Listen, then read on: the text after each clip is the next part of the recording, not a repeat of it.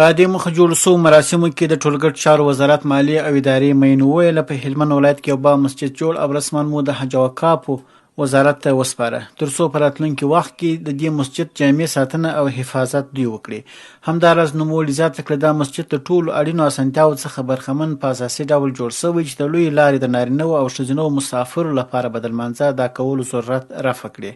نو اوس الحمدلله تر پخوا اوس دغه چارو ته خپل ټول متوجه سوي دي چې هره پروژه په پلان کې داخليږي د اقتصادي اهمیت هم اول کتل کېږي چې اقتصادي کمیسیون بیا منظور کړي او هغه پروژې چې د مشرتابه حفظه الله تعالی د طرفه څخه په فوق‌العاده شکل باندې راځي دا پیشنهاد چې موږ ورته کوو موږ ورته مشخص کوو چې دغه دونه مصرف لري په دغه شکل باندې چې اجرا شي نو بیا عملي کېدل بیا اسانه وي. د ټولګټ چارو وزارت اړوند د حریم د ساتلو رئیس د خپل خبرو پر مهال وویل یو با مسجد د هلمند ولایت شوراب سیمې اړوند د کندهار هرات پر لوی لار د مسافرو لپاره ګټه اخیستنې ته وسپارل شو چې دا مسجد دوه برخې لري چې یوه برخه د نارینه‌وو لپاره او بله برخه د میرمنو لپاره ځانګړې شوې ده. همداراز نوموړي زیاته کړه دا مسجد جامع د امیر المؤمنین د ځانګړي حکم پر اساس په 3 جریبه مځکه کې د 22 میلیونه افغانیو په ارزښت سره جوړ شوی چې په یو وخت کې د 220 څخه تر 250 تن نارینه‌وو لپاره او د 200 میرمنو لپاره د لمانځه د ادا کولو ظرفیت لري چې د نارینه‌وو لپاره بیل او د میرمنو لپاره بیل د اوداسه ځایونه د حمام ځایونه د یخو او ګرمو اوبو اسانتیاوې لري. دا مسجد زموږ د ټولګټو وزارت خوا څخه د امیر حفظه الله تعالی په هدایت باندې په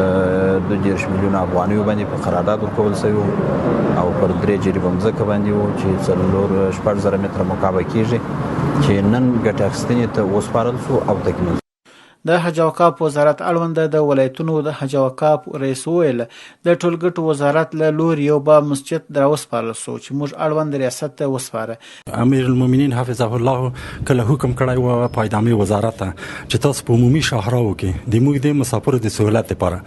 په عامو شهراو کې داسې مجهز مسجدونه جوړ کړي چې هغه کې د ښځو زنانو لپاره هم سہولت وي د مردانو لپاره هم هغه د ستر او د حیا مسله هم کې محفوظ وي. نو الحمدلله په هغه امر په خاطر باندې د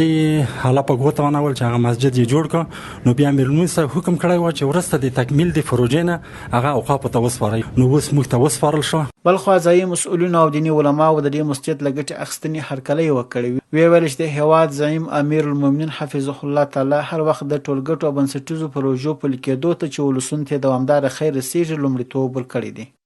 ټول ولس راضمن دی د دغسې کار څخه چې نور دې هم خدای پاک د امارت اسلامي ته او هغه ملي تجارو ته دا وس طاقت ورکړي نور هم زموږ په ولسوالۍ کې دغسې کارونه ورغوي او وکړي. د اسلامي حکومت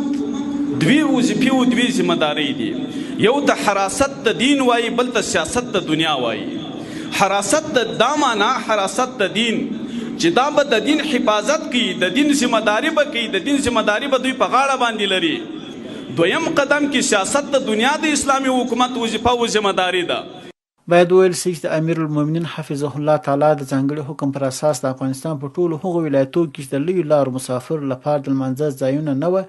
15 بابه مسجدونه منظور شوي چې یو شمېر جوړ شوي او یو شمېر تر کار لاندې دي.